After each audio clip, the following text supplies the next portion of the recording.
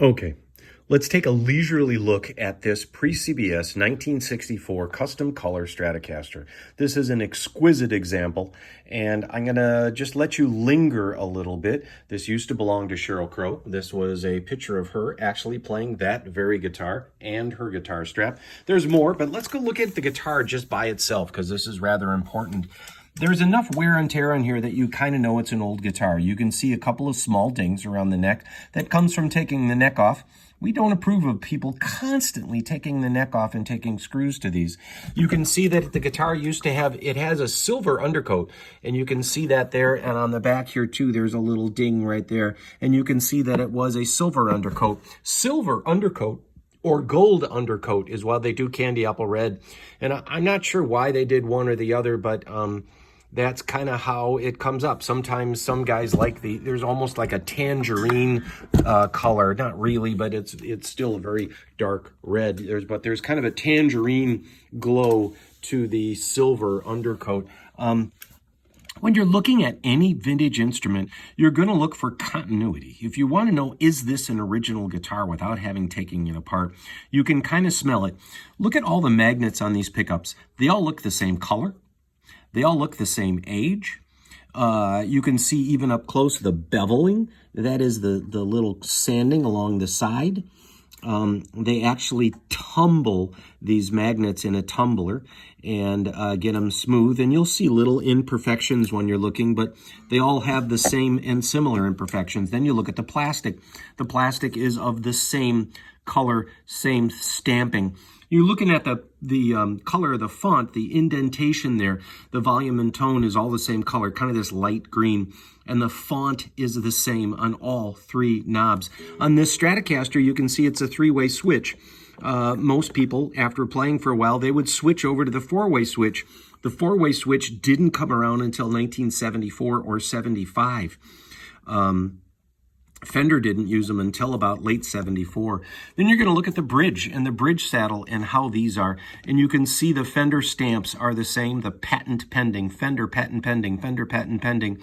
When you look super close, you're going to see there's little dots in there. We're not going to get too deep into that because that would be a very long video. But you can also see the screws look the same age. These screws, these screws, these screws all look the same age. The springs look all the same.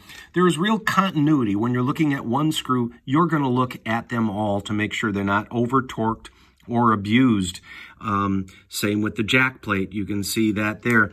And then you can see this has some light checking, a few little dings, just enough to let you know that this is an original finish, not something that was refinished.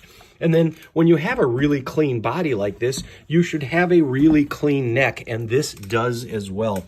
There is beautiful flame. Now that doesn't really add a lot of value, but it certainly is exciting to any guitar that has a maple neck when it's got flame. It's just such a signature thing. There's a little bit of wear on this side from the thumb wear, but you really can't tell it from the, you really can't tell too much. It is extremely clean, and there would be some first position play wear from where the hand grips. That's an indicator that it's straight. There's a little bit of case rub on there. And then the checking is nice and even. Again, you're looking at one screw, you're looking at all four screws. There is no F plate. It's still the L plate. And then later, as they got up past the to the 6-digit mark, and they started, instead of putting L for Leo, Fender, they put a F stamp on here and then started over with the plate and started with 6 digits. There is the back plate back here. All the screws, again, are the same. Most people will throw this back plate away or put it aside, and it gets lost. It's nice to see a guitar that's completely straight. The strap buttons are completely straight. And again, this finish checking is gorgeous. This, again, did belong to Sheryl Crow.